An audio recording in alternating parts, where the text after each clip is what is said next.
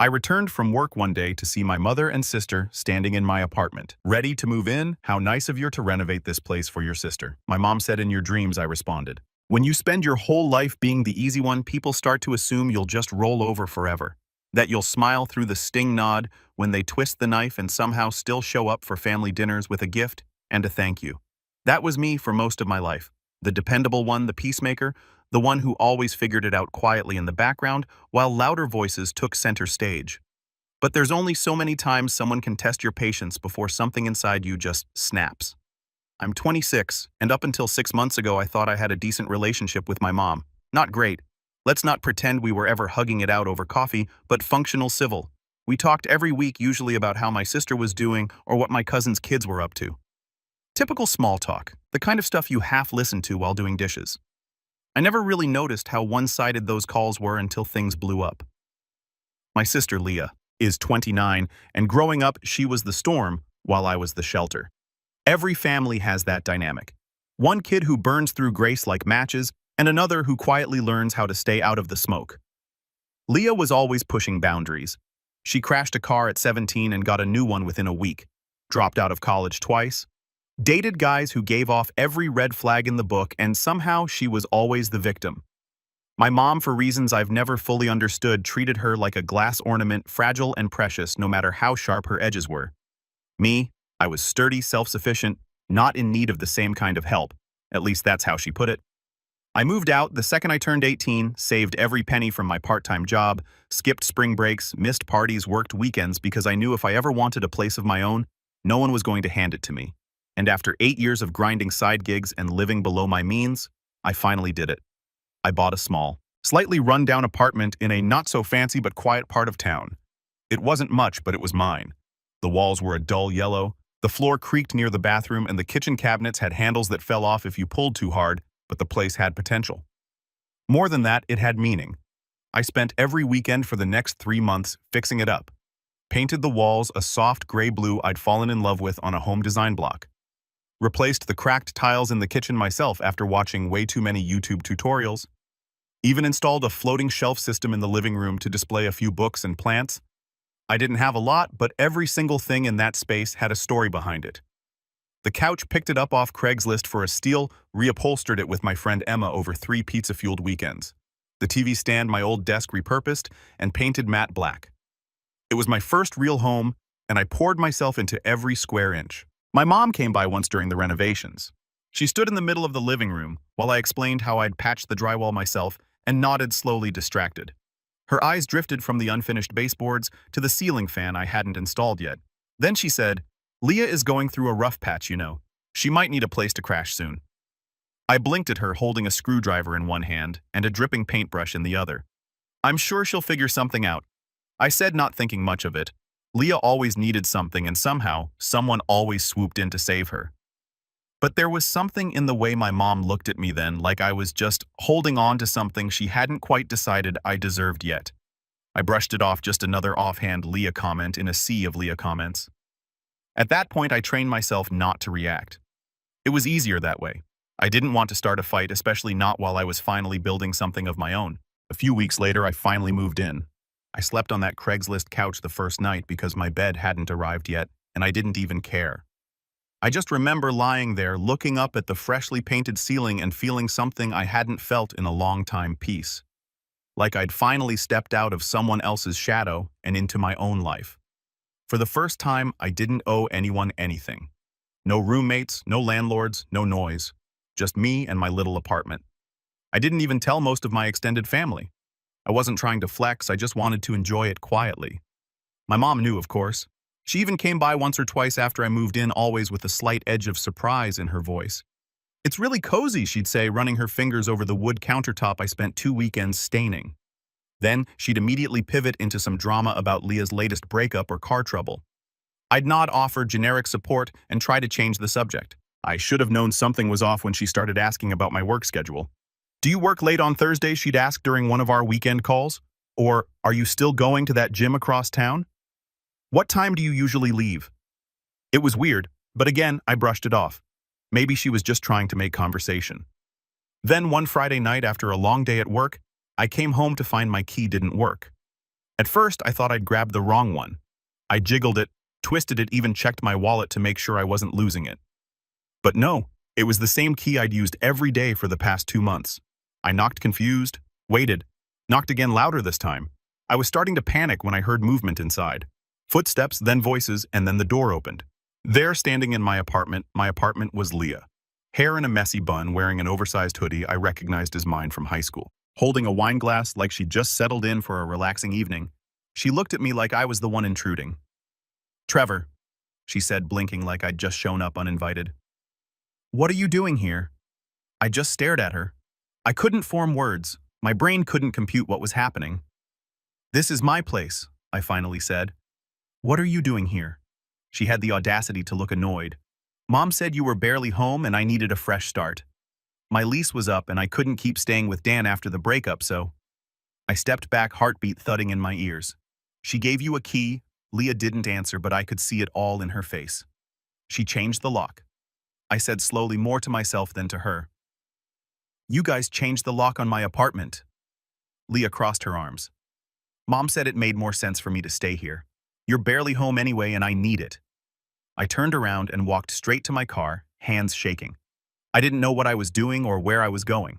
I just knew if I stayed 1 second longer, I was going to say something I couldn't take back. And the worst part, as I pulled out of the driveway, I caught a glimpse of her through the window, sitting back down on my couch, the one I reupholstered, the one we spent 3 weekends fixing up. That's when I knew this wasn't some misunderstanding. This wasn't some temporary situation. They planned this. And that's when everything changed. When I say I sat in my car for over an hour that night, I mean it literally. Engine off, headlights dimming, phone buzzing with 2 missed calls from my mom, and a text from Leah that said, "Didn't mean to upset you. Come back when you've calmed down." I read it 3 times. Calm down.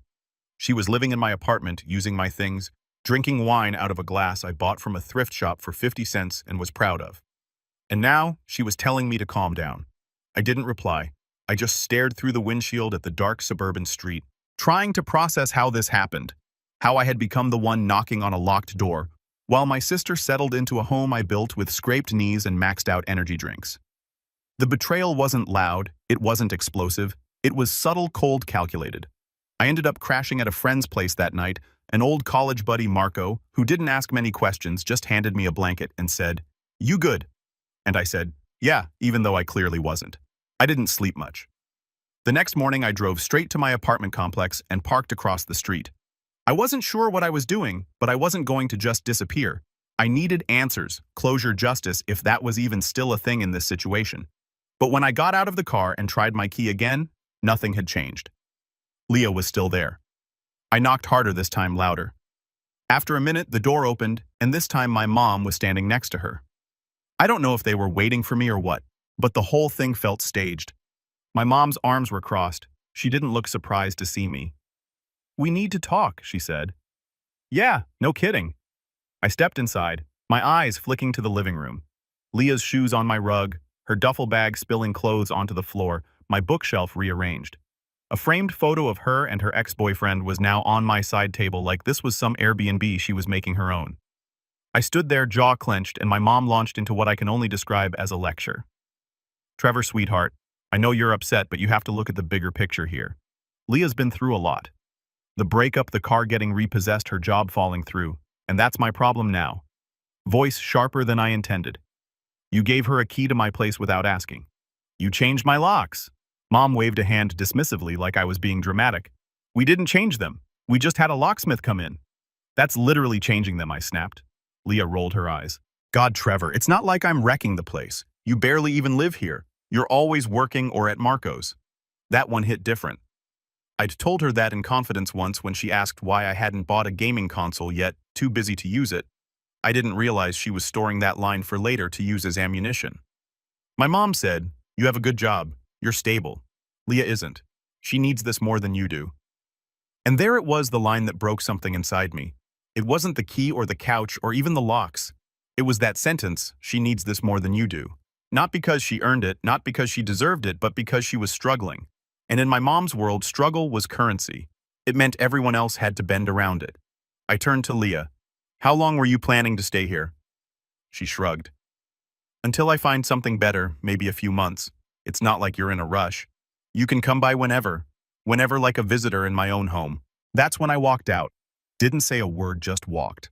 I could hear my mom saying something behind me, but it was muffled, drowned out by the roaring in my ears. That weekend, I didn't go back. I stayed with Marco and tried to focus on work, but I was spiraling. My safe place had been stolen not just physically, but emotionally. Every time I thought about the money I'd put into that place, the hours I spent choosing paint colors, the busted knuckles from assembling furniture by hand, it made my stomach turn. And my mom, she didn't even call to check on me, not once. On Tuesday, I finally cracked and tried calling her. Straight to voicemail. Then I tried Leah. "Hey." She answered like we were old friends catching up. "I want you out of my apartment," I said. Silence. Then laughter. "Seriously, I'm not joking," she scoffed. "Mom said I could stay." I gripped the phone tighter. "Mom doesn't own that apartment." "I do. It's legally mine." Another pause. Then she said something that still makes my blood run cold. "Well, she has the spare key, so technically she can let whoever she wants in." That was the moment I knew. This wasn't just inconsiderate, this was malicious. They weren't planning on leaving anytime soon. They had decided together that my independence was negotiable. That week, I started gathering paperwork. Deed of ownership, HOA agreements, lease details. I made an appointment with a lawyer friend I barely knew just to find out what I could do. He was blunt. "You're the legal owner. If she refuses to leave, you can file an unlawful detainer." The word evict felt so surreal, like I was some cartoon landlord with a mustache waving a cane at a tenant. But this wasn't a tenant. This was my sister. And the more I thought about it, the more I realized how deep the entitlement ran. Because it didn't stop at the apartment. A few days later, I stopped by to grab some of my stuff, a box of tools I'd left in the hall closet. I knocked first out of some leftover sense of courtesy. Leah answered the door, barely looking up from her phone. "What now?" she muttered. I stepped inside and saw the damage. My succulents dead. The shelf I installed half-collapsed, overloaded with junk. The walls scuffed the place, smelling like some weird combo of vanilla body spray and takeout. My home looked like a dorm room after finals week. I didn't even ask. I just walked past her and opened the closet. "Hey," she snapped. "You can't just barge in here like that." I turned, stunned. "Barge in? This is my apartment." Her eyes narrowed. "Not when I'm living in it." That was the last straw. I pulled out my phone, opened the voice memo app, and hit record. "This is Trevor Barnes. I am the legal owner of this apartment. My sister Leah has refused to leave and has changed the locks without my consent." "Are you recording me?" she shrieked. "Yup," I said. "You'll be hearing from a lawyer." I left without another word. 2 days later, I emailed my mom. Not a call, not a text, an email. Formal, cold, professional. Effective immediately. Leah is no longer permitted to remain in my apartment. Any refusal to vacate will result in legal action.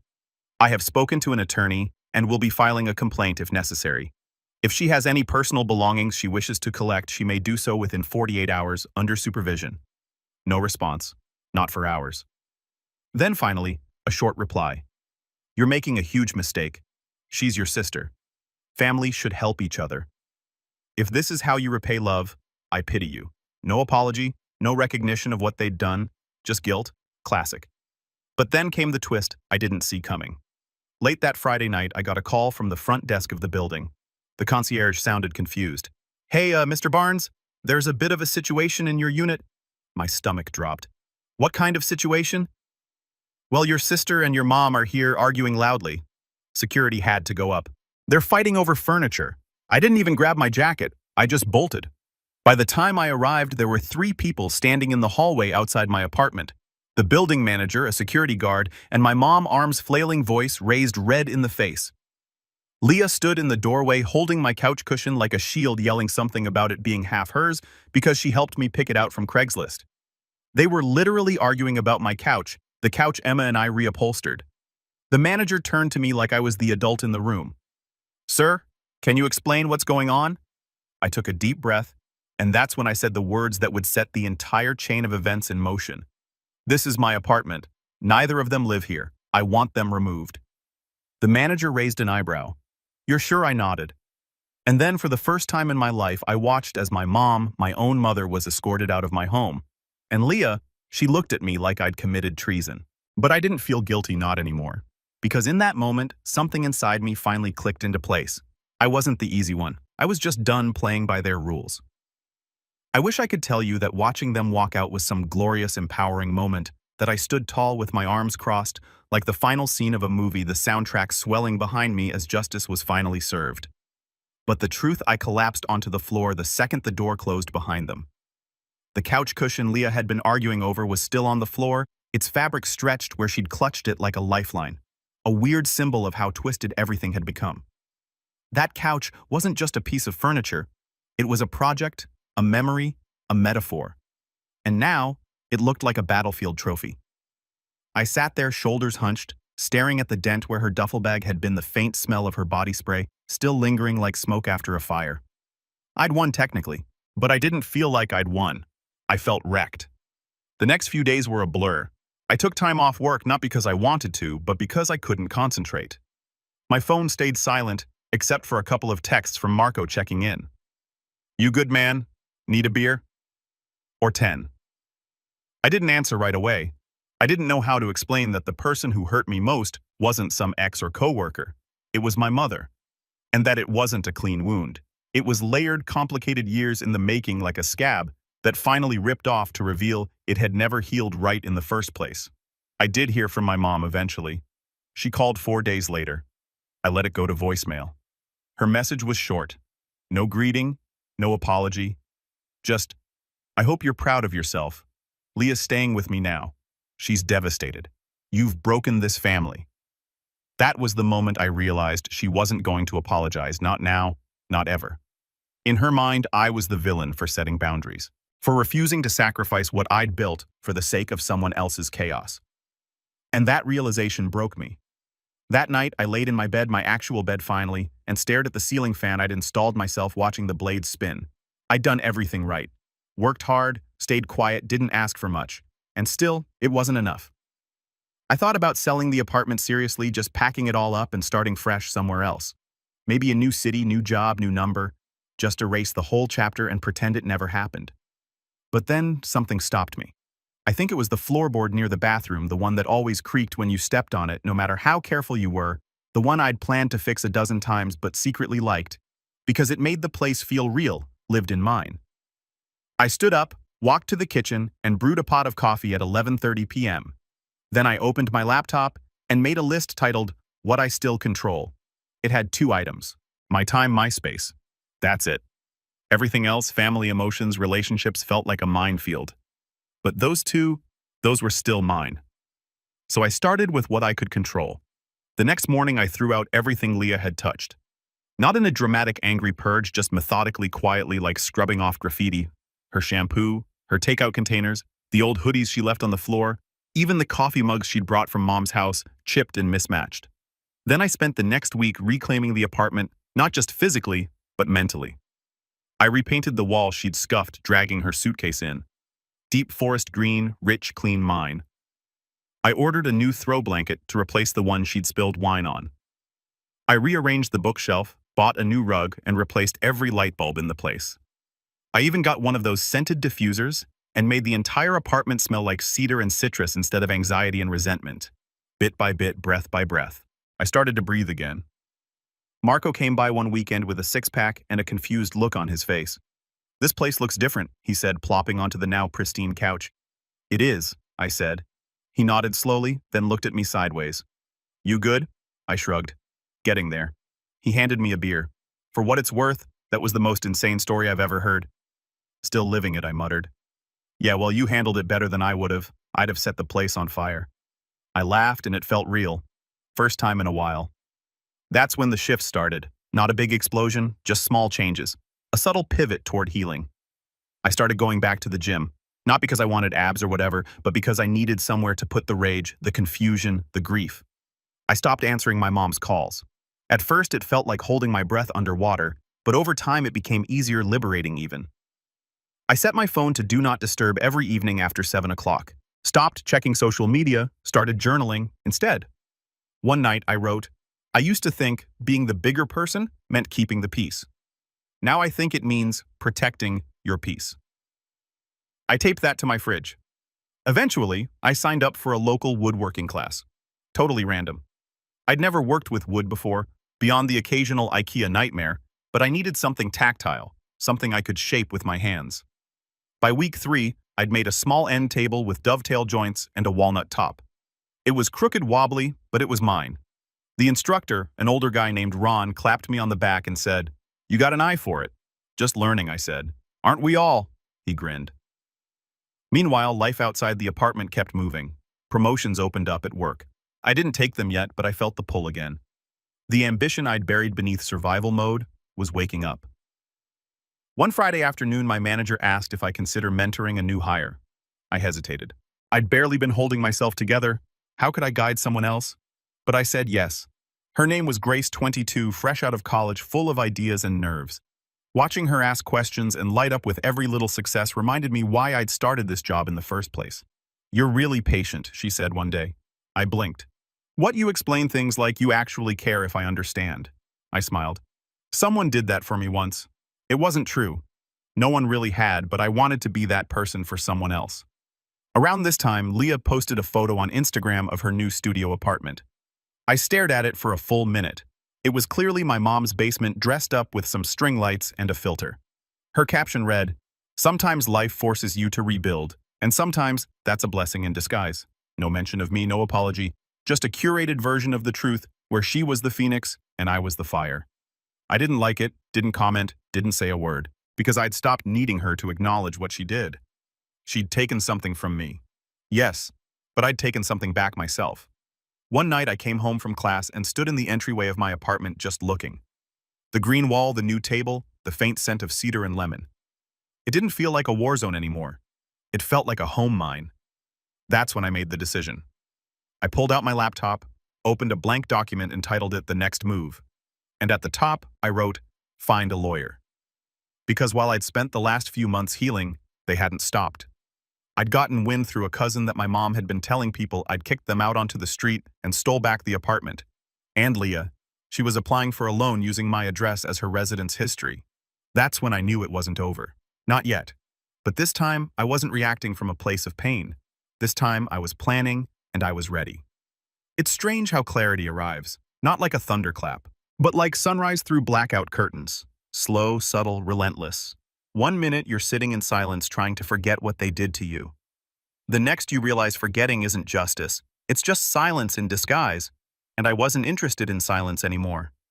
Leah and my mom had crossed a line that could never be uncrossed. They didn't just violate my space, they weaponized my kindness, twisted it into a weakness, exploited it, and expected me to thank them for it. For months I'd internalized the whole thing, tried to make sense of it, tried to heal. But healing doesn't mean pretending it didn't happen. It means doing something about it.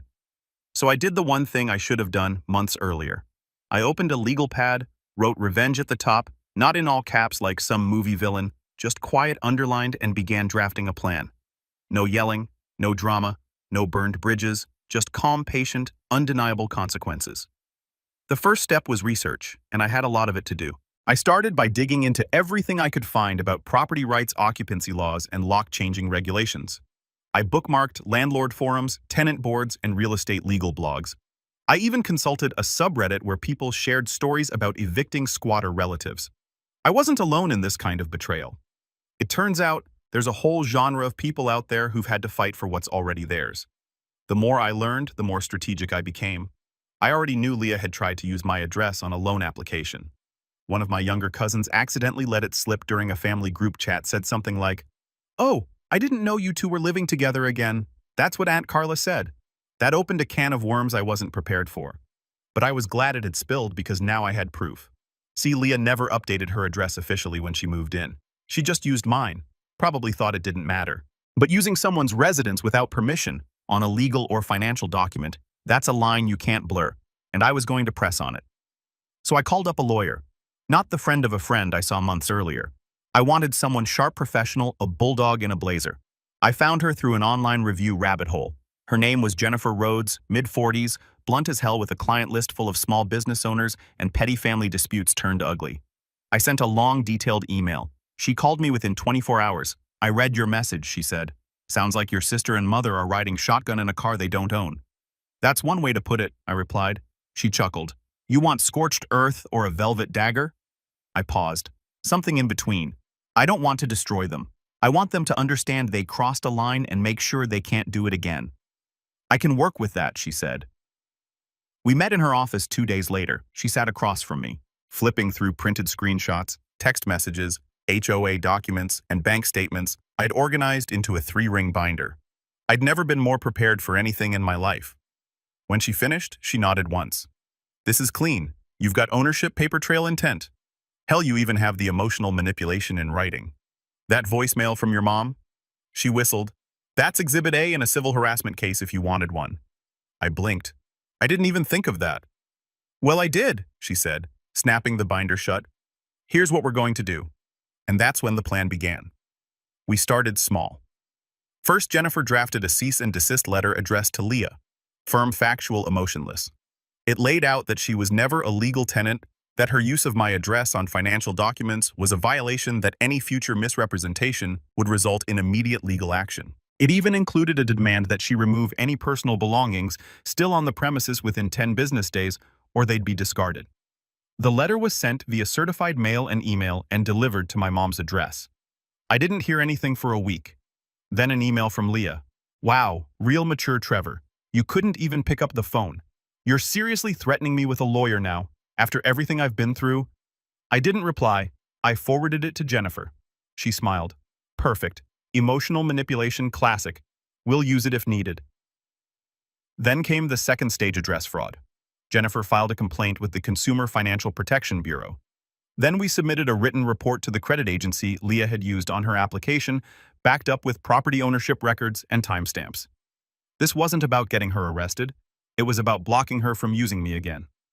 Next, I contacted my building's HOA and formally requested to block any guests associated with Leah or my mother from being granted entry without my written consent.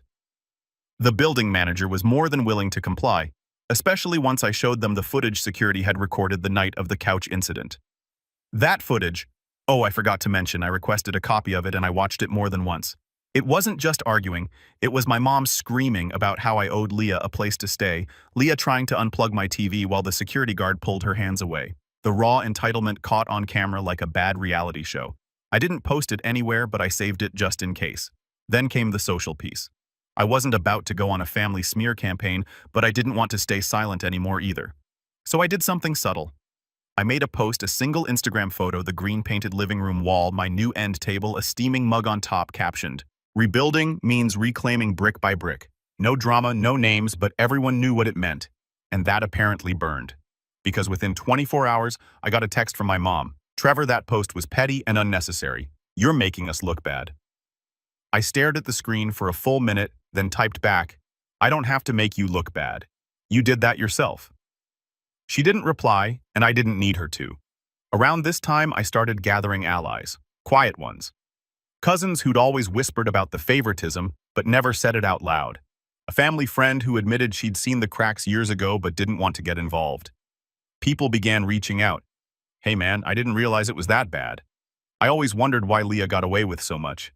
My mom said your mom's been telling everyone you kicked Leah out with no warning." That true.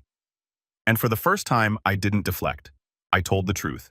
Yes, she stole my key, took over my home, changed the locks. My mom helped her. I gave them weeks to leave. They refused. So I had to escalate. People went quiet after that, but they stopped calling me the villain. Meanwhile, Jennifer helped me draft a letter to my mortgage company ensuring they added a flag to prevent any co-signing or inquiries under my name. We added a fraud alert to my credit. I locked down everything because this wasn't just about revenge anymore. It was about protecting what I'd built. And once I was certain every legal door had been closed to them, I waited. Because I knew something was coming. Something big. And when it came, I'd be ready. It didn't come all at once. That's the thing about real consequences. They don't usually show up with a dramatic soundtrack or a viral video. They creep in like fog. Silent, inevitable. It started with a knock at my door. I opened it to find a courier holding an envelope with my name neatly printed on the front. Inside was a letter from Jennifer, my lawyer, with a note clipped to the top. "Thought you'd want a hard copy of this. Enjoy." The letter itself, an official notice from one of the credit bureaus confirming that a fraudulent address had been removed from an active loan application and the applicant had been notified. The phrasing was dry, bureaucratic, but the weight behind it, that was the first domino. A few days later, I heard from my cousin Melissa. She's one of the few relatives I still trusted. Smart, observant, a little too quiet at family events. She sent me a message that simply read, "Leah's loan got denied. Big scene at Aunt Carla's house. She's blaming you." I stared at the message for a long time before replying. I didn't take anything from her. I just stopped giving, because that's what it had always been. Giving and giving and giving, until I had nothing left. It wasn't just the loan either. Apparently Leah had been planning to use that loan to start some kind of wellness business. One of those pop-up boutique things selling crystals and overpriced herbal teas out of a storefront she hadn't even secured yet.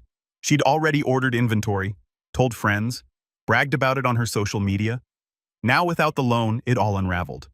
Her Instagram went quiet for 3 weeks, then suddenly reappeared with a new caption. "Taking a break from toxic energy. Protecting my peace. Classic Leah." Meanwhile, I received an email from my HOA board. One of the residents had filed a complaint that 2 women were repeatedly trying to enter the building using a disconnected access code. They were denied each time thanks to the block I'd put in place.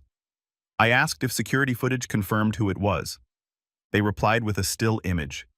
There they were, my mom and Leah standing outside the glass entry doors. My mom visibly fuming while Leah stared at her phone like the code was just slow to load. I saved the image, not out of pettiness, out of proof, because I knew what was coming next. Sure enough, a week later my mom called, again after weeks of silence. After months of guilt-tripping and half-truths, she finally left a voicemail that began with, "Trevor, we need to talk. It's not what you think. Leah's just been under a lot of pressure lately." I didn't listen to the rest. I saved it, forwarded it to Jennifer, then blocked the number, because now I had everything in writing, and it was time to use it. Jennifer helped me draft a formal legal notice, something I never thought I'd send to my own family. It included documentation of trespassing attempts, misuse of address, previous illegal occupancy, and the refusal to vacate when asked. It cited local statutes. It mentioned potential civil harassment proceedings. It was beautiful. We sent it to both Leah and my mom via certified mail. This time the silence was immediate. No calls, no emails, no toxic energy posts, just quiet. Until one morning I got a call from a number I didn't recognize. I almost let it go to voicemail until instinct told me to pick up. It was my uncle. My mom's older brother. We hadn't spoken in years. "Trevor," he said, "I know we don't talk much, but I just wanted to say I've been watching all this unfold, and I think you did the right thing." I didn't know what to say. He continued, "I talked to your mom. She's rattled. But I told her straight up she messed up. You built something. She tried to give it away like it didn't matter." He paused. "You're not the bad guy here. Don't let her make you feel like you are." And just like that, the air shifted. I'd spent so long feeling like the villain of someone else's story. But now, I saw the truth. I was never the villain. I just stopped playing the role of the victim. That weekend, Marco came by again. We sat on the couch, my couch, eating pizza and watching some terrible horror movie on Netflix. Halfway through, he nudged me. "You seem lighter," he said. "I am," I replied, because I was. The apartment finally felt like mine again, not just the walls and the furniture, but the space, the energy, the freedom. No more second-guessing every footstep, no more wondering what I'd find when I came home, no more feeling like a guest in my own life, just peace. A week later, I got a letter in the mail, handwritten, no return address. It was from Leah. I almost didn't open it, but curiosity got the better of me. It read, "I guess you got what you wanted. I'm back at Mom's for now. She's barely speaking to me. Everyone thinks I'm some kind of leech now. Thanks for that. I don't expect forgiveness, but I thought you should know you really hurt me. I know I messed up, but I didn't think you'd go nuclear on your own family. Anyway, hope your precious apartment's worth it." I read it twice, then folded it neatly and slid it into a drawer. Not because I planned to keep it, but because it no longer held power over me. Her words couldn't twist the truth anymore. The truth was, I did get what I wanted. I got my home back. I got my peace back. And most importantly, I got me back. The version of me who didn't need to apologize for setting boundaries, who didn't feel guilty for saying no, who finally understood that family doesn't mean sacrificing your sanity so someone else can avoid growing up. In the months that followed, I kept building. The apartment became something of a haven. Friends would come over and say things like, "Man, this place just feels good." And I'd smile knowing exactly why. I started teaching Grace, my mentee at work, more advanced stuff. She got promoted, called me her career big brother. That one stuck. And Jennifer? She sent me a Christmas card that said, "To my favorite client who took down a family empire with receipts and grace." I laughed out loud. Because yeah, it kind of felt like that. Eventually, I did see my mom again. At a family event. A cousin's wedding. She looked older, tired, worn down by the weight of her own denial. We locked eyes once across the room. She looked away first. I didn't approach her. I didn't need to. I had nothing to prove anymore. Because in the end, revenge wasn't about ruining her. It was about removing her. From my space. From my control. From the grip she used to have on my self-worth. And the fallout. It wasn't loud. It wasn't messy. It was just final. A clean break, a locked door, and a new key. One that only fits my hand now. Because this time I made damn sure there were no spares.